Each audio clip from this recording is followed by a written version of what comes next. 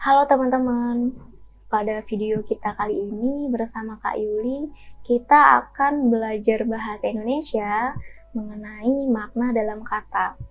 Mungkin sebagian dari teman-teman ada yang belum tahu bagaimana caranya memahami makna dalam kata. Makna dapat diartikan sebagai maksud dari suatu kata yang memiliki arti yang berbeda. Salah menggunakan kata sering sekali menjadi salah satu kesulitan dalam berbahasa. Maka dari itu, penggunaannya harus sesuai dengan makna yang terkandung di dalamnya, agar kita bisa mudah memahami dan mengerti isi dari makna tersebut. Nah, di dalam bahasa Indonesia ada beberapa istilah yang berhubungan dengan makna kata, yaitu makna konotasi dan makna denotasi. Makna denotasi adalah makna yang memiliki arti sebenarnya, sedangkan makna konotasi adalah makna kiasan. Contoh dari makna konotasi. Misalnya ada kalimat, kecelakaan di jalan tol telah memakan banyak korban. Kata memakan perlu kita garis bawahi. Memakan di sini artinya bukan mengunyah atau mengkonsumsi, tetapi memakan di sini artinya lebih kepada mengakibatkan. Contoh kalimat yang kedua, Bapak RT tidak suka melakukan kampanye hitam. Nah, kata yang perlu kita garis bawahi di sini adalah kampanye hitam. Nah, kampanye hitam di sini artinya bukan berarti Pak RT sedang melakukan kampanye yang berwarna hitam, tetapi lebih kepada kampanye jahat atau kampanye curang. Contoh yang ketiga, ayah dan ibu sudah banyak makan asam garam kehidupan. Nah, kata yang perlu kita garis bawahi pada kalimat ketiga ini adalah makan asam garam. Nah, makan asam garam kehidupan ini adalah bukan berarti ayah dan ibu setiap harinya memakan asam ataupun memakan garam. Tetapi pada fase kehidupan ayah dan ibu sudah mengalami atau sudah melewati baik buruknya proses kehidupan atau senang susahnya di dalam kehidupan. Kemudian contoh makna denotasi. Misalnya ada kata tangan kanan. Nah, tangan kanan di sini artinya tangan di sebelah kanan. Contoh kalimatnya, tangan kanan Ari sakit karena dipukul adiknya. Contoh lagi, misalkan kita menggunakan kata merah. Kata merah di sini artinya warna dasar yang serupa dengan warna darah. Kalau kita buat kalimatnya, Ani membeli sepasang sepatu hak tinggi berwarna merah. Nah, coba kita lanjut kepada latihan soal. Nah, diambil dari soal SBMPTN tahun 2014 kode 652. Di sini ada kalimat, sebelum diselenggarakan pemilihan direktur baru, personalia perusahaan itu melakukan konsolidasi untuk menentukan pemimpin perusahaan yang layak menggantikan direktur lama. Pertanyaannya, makna istilah konsolidasi dalam kalimat di atas adalah, nah, konsolidasi di sini merujuk kepada karena di sini itu tujuannya akan menentukan pemimpin perusahaan yang layak. Maka konsolidasi di sini artinya adalah perundingan.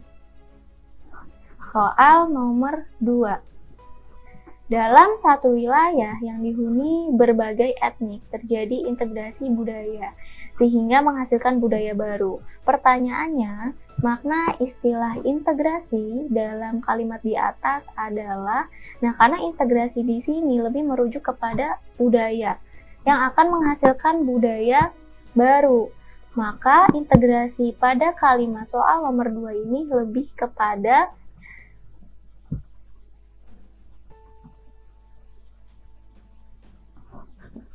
menyatukan.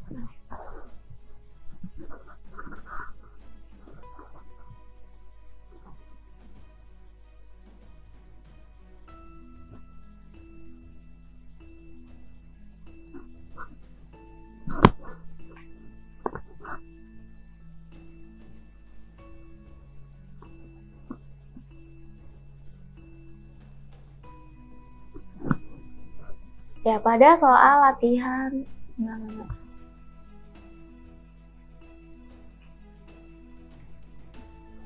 Ya, soal nomor 1 dikutip dari soal SBMPTN tahun 2014 kode 652. Nah, pertanyaannya adalah makna istilah konsolidasi dalam kalimat di atas. Kita baca dulu kalimatnya. Sebelum diselenggarakan pemilihan direktur baru, personalia perusahaan itu melakukan konsolidasi untuk menentukan pemimpin perusahaan yang layak menggantikan direktur lama. Nah, konsolidasi pada soal nomor 1 ini bertujuan untuk menentukan pemimpin. Nah, maka konsolidasi pada soal tersebut maknanya lebih kepada perundingan agar bisa menentukan pemimpin perusahaan yang baru. Soal nomor 2, pertanyaannya adalah makna istilah integrasi dalam kalimat di atas. Nah, kita baca dulu untuk kalimatnya.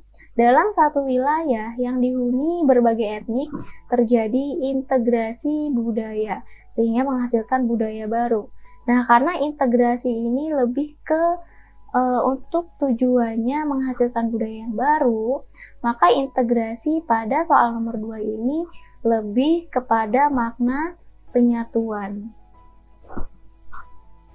Soal nomor 3, pertanyaannya adalah kata disinyalir pada kalimat di atas dapat diganti dengan kata.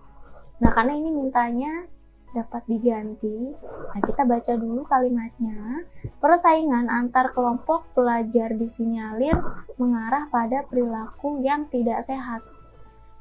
Nah, maka kata yang tepat untuk mengganti kata disinyalir adalah dianggap. Kalau kita rubah kata disinyalir dengan kata dianggap, maka kalimatnya menjadi persaingan antar kelompok pelajar dianggap mengarah pada perilaku yang tidak sehat. Soal nomor 4, pertanyaannya adalah apa makna implementasi pada kalimat keempat? Ya, kalimat keempat ada di kalimat terakhir. Implementasi kedua cara tersebut adalah mengganti taxiing dengan menggunakan mobil derek ketika pesawat menuju garis take off. Implementasi pada KBBI sendiri, implementasi itu artinya menerapkan. Nah, maka implementasi di sini lebih mengacu kepada menerapkan kedua cara tersebut. Ya, maka untuk nomor 4 ini dapat kita simpulkan jawabannya adalah menerapkan, yaitu opsi yang E.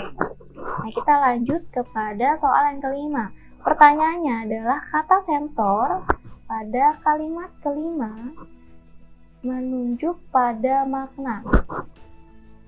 Ya, kalimat kelima dimulai dari kafein. Kita baca kalimatnya.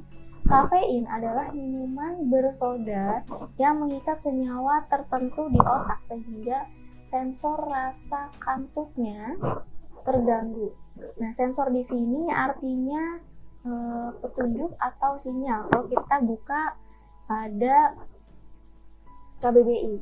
Tetapi sensor di sini lebih merujuk kepada makna dari tanda. Maka kalimatnya menjadi kafein adalah minuman bersoda yang mengikat senyawa tertentu di otak sehingga tanda rasa kantuknya terganggu.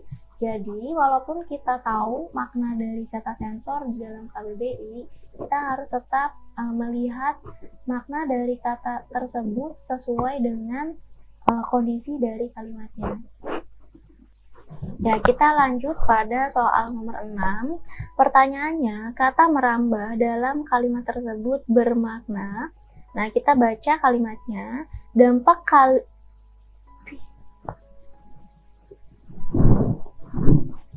Ya, kita lanjut ke soal nomor 6. Pertanyaannya, kata merambah dalam kalimat tersebut bermakna. Nah, kita baca dulu untuk kalimatnya.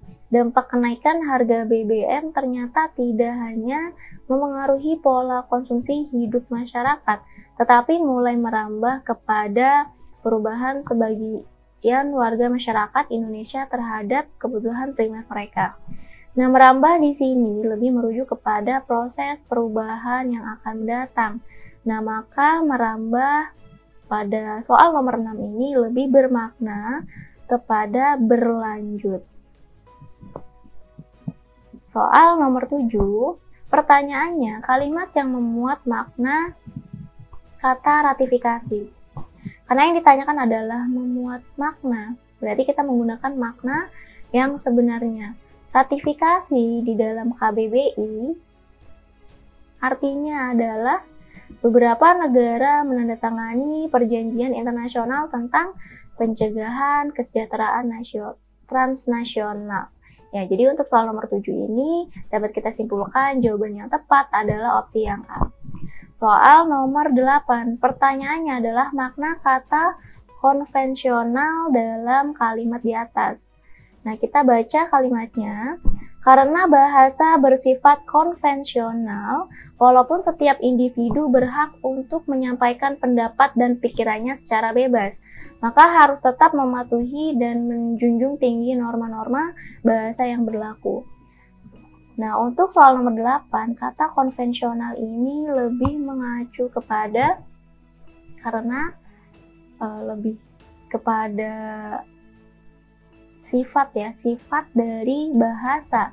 Nah, maka konvensional di sini lebih mengacu kepada makna memiliki aturan. Soal nomor 9, pertanyaannya adalah makna istilah berpotensi pada kalimat di atas adalah. Nah, kita baca kalimatnya, sekitar 13% gunung berapi Indonesia berpotensi menimbulkan bencana alam dengan intensitas yang berbeda-beda.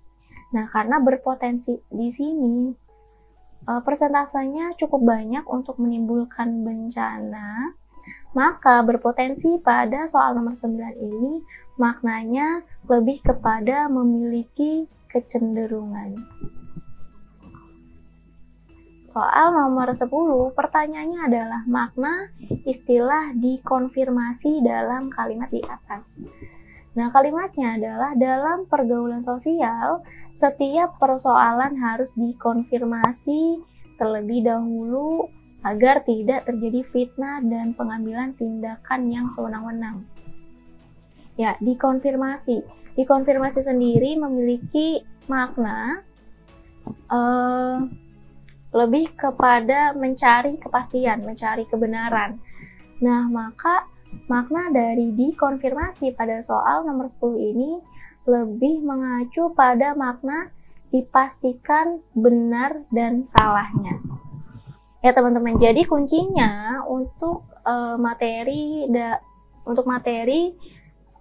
makna dalam sebuah kata ini, selain kita harus mengetahui makna dari kata tersebut, kita juga harus bisa mengkondisikan kata atau makna tersebut pada sebuah kalimat sesuai dengan kebutuhan. Ya, oke, cukup sekian penjelasan tentang makna kalimat dari Kakak.